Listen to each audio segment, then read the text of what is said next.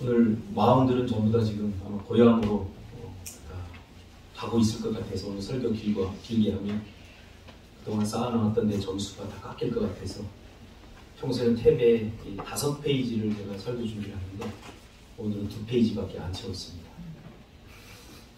오늘 짧게 끝내야 되겠다 이렇게 생각을 하고 있었는데 집사람이 그러는 거예요. 목사님, 태안이네가 1시 반 비행기를 끊어놨대요. 예배 드리지 말자는 거죠. 야, 참 믿음이 좋은 건가? 뭐 어떻게 가려고 하지? 내가 희생하는 수밖에 없겠다. 그런 생각이 듭니다. 우리 부족하지만 책이 나와서 여러 곳에서 전화가 지금 교회에 계속 오고 있어요. 우리 교회 와서 예배 드리고 싶다. 혹시 우리 교회가 관광 코스는 되지 않나 이런 생각에 거절을 해야 될 것 같아서 앞으로 제가 수요일 날인가도 설교했지만 제가 좀 억울한 면이 있거든요. 사실은. 왜냐하면 여러분들은 교회 정할 때 다 알아보고 정하잖아요. 목사님 어디 학교 나왔나, 목사님은 설교는 어떤가, 예배 분위기는 어떤가 다 알아보고 여러분은 교회를 정하는데 저도 한번 성도를 받을 때 시험을 좀 봐야 되겠다. 이분이 건강한 신앙을 갖고 있나, 바람이 그렇다는 거예요. 그럴 수는 없지만 제 마음을 좀 알아달라는 거예요. 서로 마음을 좀 이해하는 것이 중요하겠다 그 생각을 한번 해봅니다. 우리 형제님은 어떻게 뚫고 오셨나요? 저도 책 보고. 책 보고 전화 안 오고 와야 돼요. 전화 안 주고 와야 돼요. 전화 주면 안 됩니다. 지금 그런 얘기 하거든요. 아주 지혜롭습니다. 기도 많이 하셨습니다. 감사합니다. 낯이 좀 있기도 하고. 신학생이죠? 예, 신학생 같아요. 신학생은 신학생을 알아봅니다. 그렇게 생긴 사람은 신학생일 수밖에 없어요.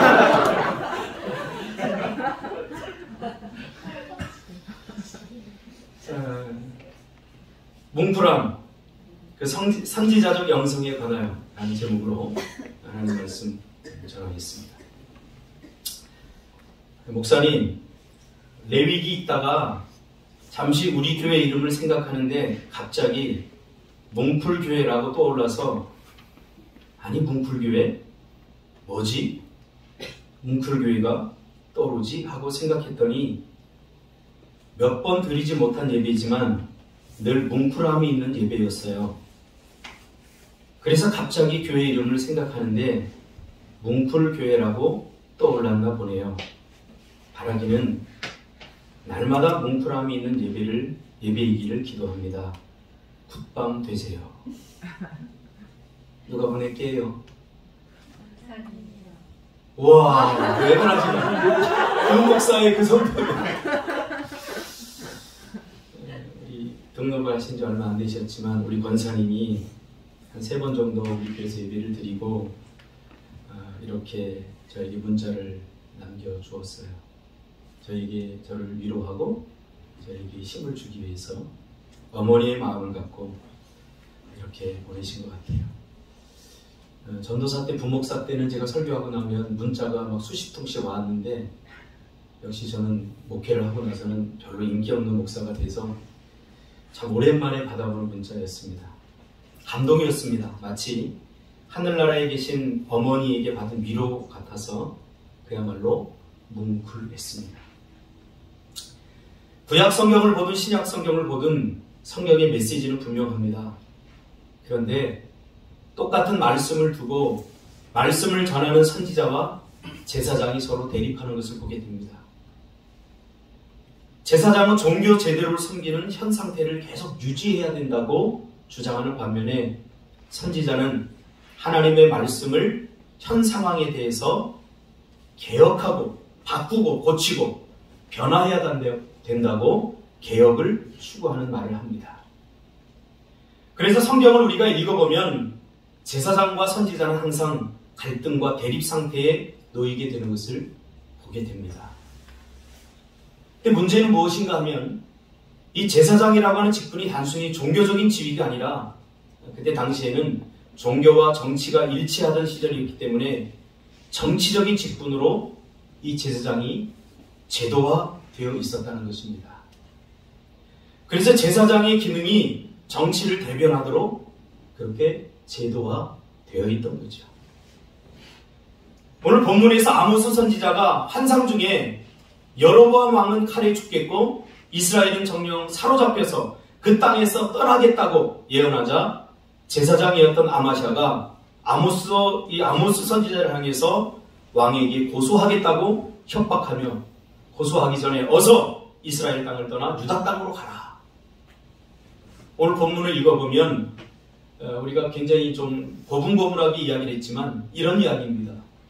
너 유다 땅으로 가서 유다 땅에서 빌어먹어라. 이런 얘기입니다. 어디서 함부로 그런 얘기를 하냐. 우리나라가 망하겠다고? 왕이 죽겠다고? 그러니 이곳에는 발붙일 이유가 없으니 너는 유다 땅으로 가서 거기서 빌어먹어라. 이렇게 저주를 하는 거죠. 아모스가 한 것은 아무것도 없습니다. 그냥 하나님께로부터 받은 이야기를 그대로 전한 것뿐입니다. 제사장이 왕과 밀착되어 왕권을 유지하고 지키려는 세력이 된 것이죠. 그러나 선지자의 예언은 그야말로 정치적 반대 세력, 적대 세력이 되었던 거죠. 하나님의 말씀은 때로 나에게 이런 방식으로 들어옵니다. 듣고 싶은 말이 아니라 들어야 할 말로. 그래서 별로 듣고 싶지 않게 되는. 이 오늘날 설교자들이 환영을 받지 못하는 이유가 바로 그런 이유입니다. 우리의 마음을 후벼 파기도 하고 나만 알고 있었던 죄악들이 드러나기도 하고 내가 알아서 하는 것은 아닌데 하나님께서 하시는 일임에도 불구하고 그래서 별로 이게 이 말씀을 전하는 자들이 참 힘든 부분 중에 하나입니다. 12절에 선견자여 너는 유다 땅으로 도망하여 가서 거기에서나 떡을 먹으며 거기에서나 예언하고 13절에 나는 다시는 베델에서 예언하지 말라. 이는 왕의 성소요 나라의 궁궐임이니라 라고 말합니다. 성경의 역사를 보면 제도와 하나님의 말씀을 전하는 선지자의 예언이 서로 조화가 된 적은 별로 없습니다. 오히려 제도가 말씀을 통제하고 시스템의 하수인으로 만들려고 했던 거죠. 선지자로서의 예수님도 그랬습니다. 오늘날도 마찬가지입니다. 바리새인 서기관들은 당시에 종교적 주체 세력입니다. 그들은 하나님의 말씀뿐만 아니라 613개의 규칙과 규범을 만들어 놓고 교회를, 신앙을 제도화시켰습니다. 그래서 그 안에서 머물도록 그렇게 했던 것입니다. 근데 예수님이 뭐라고 그러죠? 그 613개의 규칙들을 다 일일이 깨면서 이게 불법이다라고 이야기하는 거예요. 불법이다. 불법이다. 그러니 얼마나 화나겠습니까? 생각해보세요. 우리가 지금 이렇게 예배를 드리고 있고 이렇게 하는데 이게 불법이다라고 이야기한다면 제가 얼마나 화가 나겠습니까?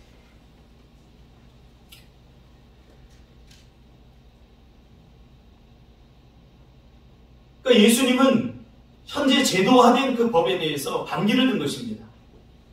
과거에 우리나라도 신사참배를 총회에서 신사참배는 죄가 아니니 신사참배를 해도 된다라고 제도화시켜버렸습니다. 분명히 우상이죠. 그때 선지자적 영성을 가졌던 주기철 목사님을 비롯한 많은 깨어있던 선지자적 영성을 가졌던 목사님들이 거기에 굴하지 않고 우상 숭배는 죄다라고 외쳤습니다. 뭉클함이 있었던 거죠. 여기에 제사장적 마인드가 더해지면 제도를 지켜내기 위한 정치적 수단과 방법을 전부 동원하게 되죠. 그렇죠? 근데 이런 일은 우리의 내면 안에서도 일어납니다. 신앙생활을 하면서 선지자적 영성을 추구하기보다는 즉 하나님의 말씀을 있는 그대로 내가 받아들이기보다는 제도 안에서 만족하려고 하는,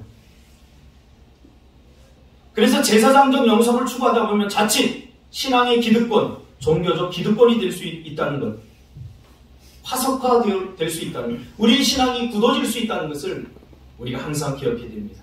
이게 무서운 것입니다. 하나님의 말씀을 날마다 새롭게 받기보다는 이미 받았던 말씀을 제도화시키고 규범화시켜서 그 안에서 머무는 것이 훨씬 쉽습니다.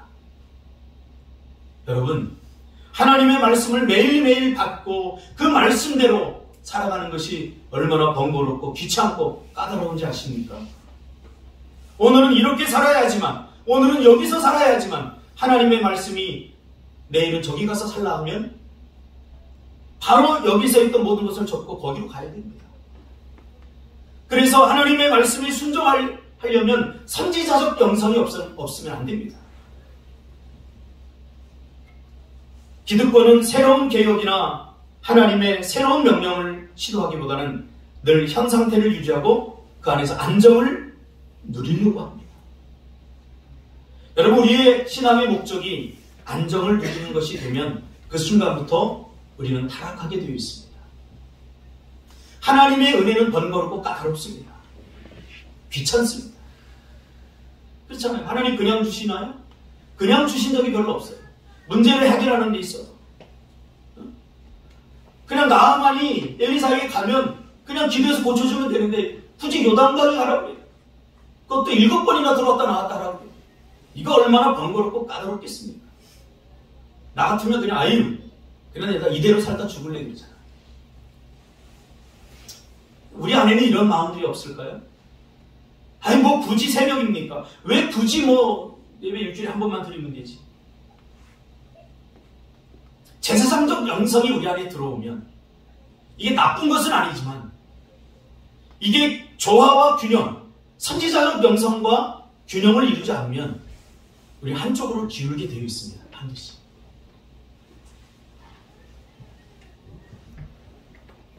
자기 의 안에서 신앙을 합리화하려는 경향성을 띠게 되고요. 하나님의 말씀을 적용하는데 자신을 교묘하게 피합니다. 그리고 타인에게 잣대를 들이대게 되어 있습니다. 그러기 위해서는 제도가 필요하죠. 규범과 규칙이 필요하죠. 제도의 위안을 받고 규칙에 숨으려고 하죠. 바리새인 서기관들이 그랬던 거죠. 뭐라고 그래요? 걔네들. 나 11조 드리는데요. 나 금식기도 하는데요.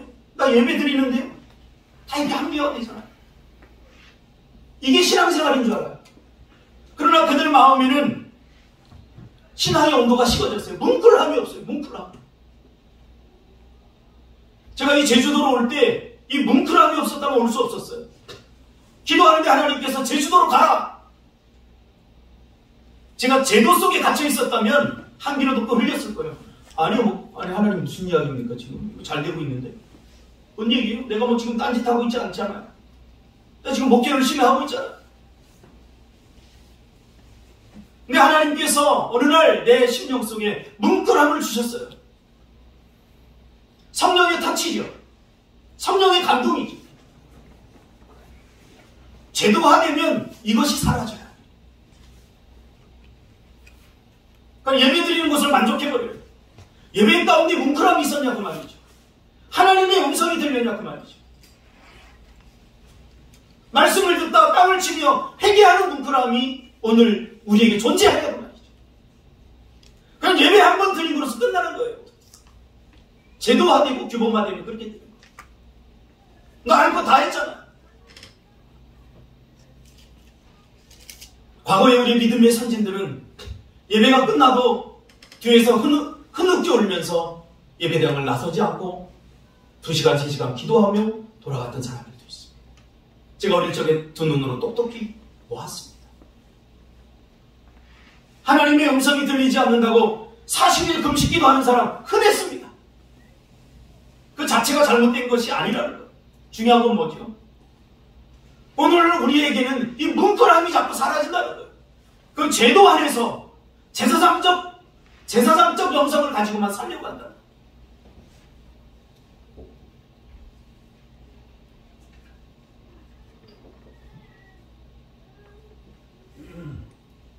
하나님의 말씀을 대할 때 겸손함으로 대해야 됩니다.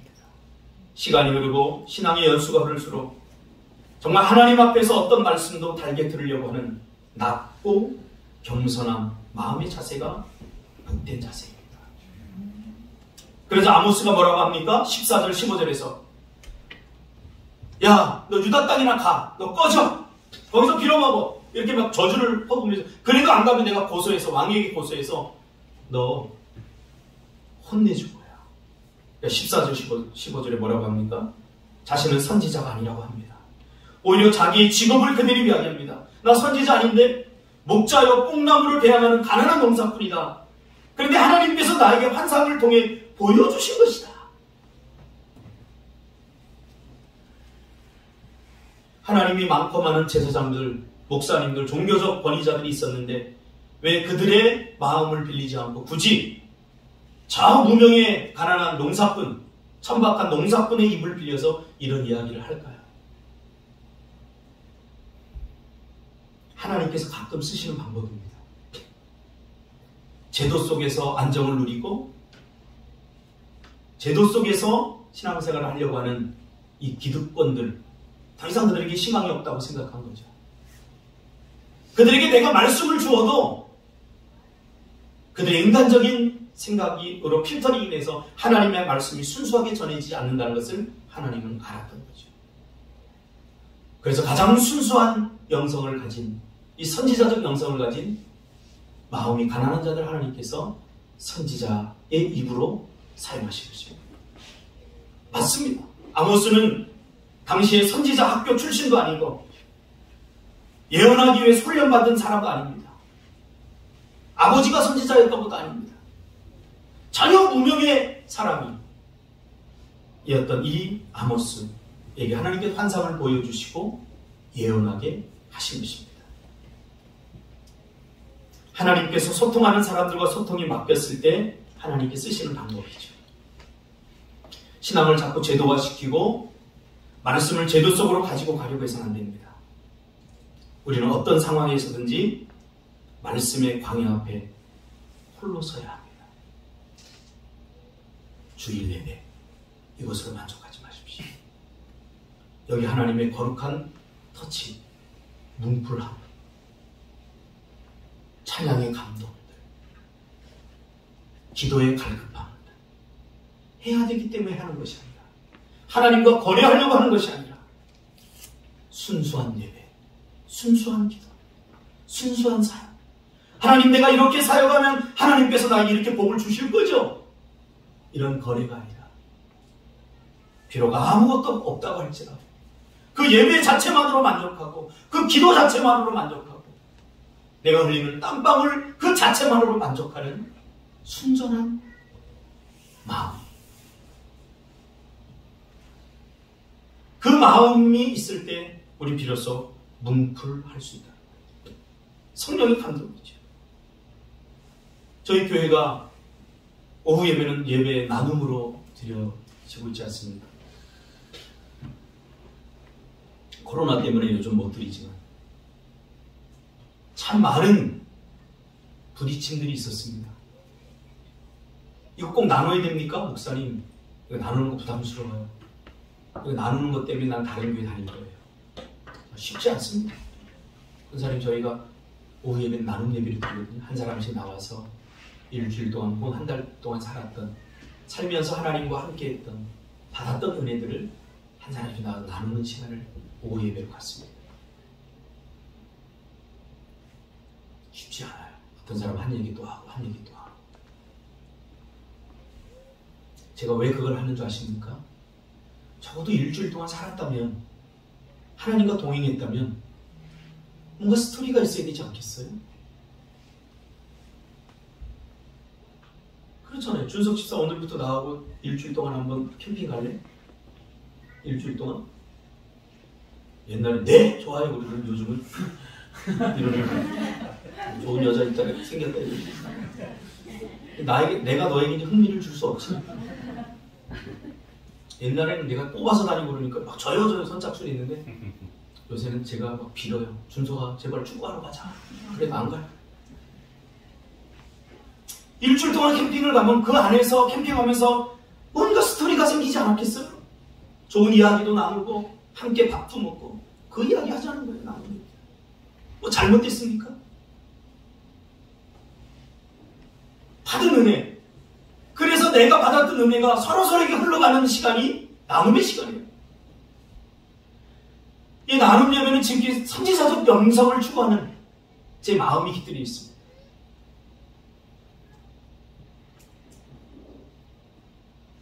오히려 말씀의 제도가 법정해야 되고 말씀에 따라 모든 시스템이 작동되도록 해야 하는 거죠. 제도에 묶이지 말고. 그래서 우리 교회는 누구나 나와서 설교할 수 있습니다. 목사님들 저에게 그래요. 그 위험해. 평신도가 무슨 설교를 하니? 평신도 이렇게 나눠서 안 돼요. 우린 다 하나님의 자녀들이고 목사한테만 말씀이 오는 게 아니라 평신도에게도 말씀이 은혜가 옵니다. 나누자는 거예요. 제가 어디 갈 때는 우리 집사님들한테 설교 맡기고 가요. 잘못되면 하나님이 알아서 하시는 거죠. 내가 그렇다고 해서 예전에 장로님 한 분한테 맡겼더니요. 인천에 있을 때 장로님이 설교하시면서 나도 가끔 한 잔씩 술 하는데 술 마셔도 돼요. 그렇게 얘기하고 제가 곤란한 적은 있습니다. 그렇다고 성도들이 흔들릴 사람 한 사람도 없어요.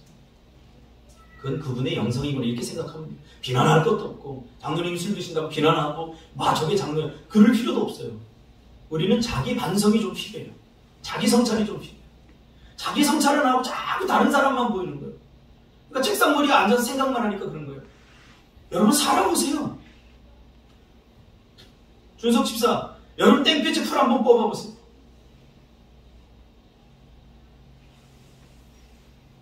그래 내 마음을 알 수 있어요. 내 목회를 이해할 수 있어요. 제 목회는 풀 뽑는 목회입니다. 그 풀 뽑으면서 뽑아도 계속 나는 이 풀을 보면서 영적 싸움을 경험하게 되는 거죠. 여러분 제도, 규범 그거 몇 가지 했다고 안심하지 마세요. 여러분 가슴이 살아있나요? 작은 말씀에도 반응하고 내가 기도해야 돼. 예전에서 교회에서도 막 자고 막 그러더니 요즘 집이 따뜻한가 봐. 결혼하더니 다 이혼하게 하라고 기도할 수도 없고. 얘가 새벽기도 되게 잘했었거든요. 누구 잘못인지 모르겠는데 얘 새벽에 안 나가요. 하나님한테 이르는 거예요 지금. 얘 하나님 얘 안 나가요. 얘 기도해야 되는 거. 그러면서 욕심은 많아서 1000억 부자 되게 해달래요.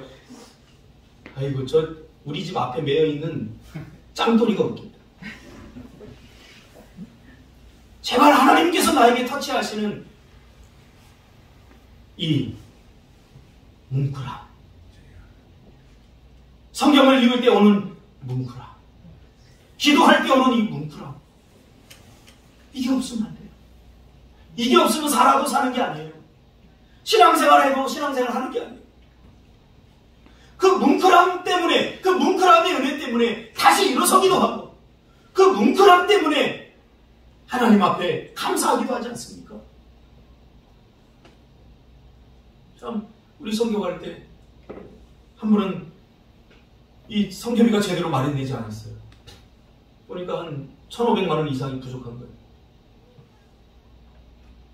이거 어떻게 하지? 근데 집사님, 저희 젊은 집사님 한 분이 제가 목사님 걱정하지 마세요. 제가 할게요. 돈 한 푼도 없어요. 지금 내가 알아요. 그리고 이제 그 몇백만 원 되는 돈을 월급을 꼭 모았다가 미얀마 성교에 다 쓰더라고요. 미얀마 성교 얼마 들을지 저 전혀 모릅니다.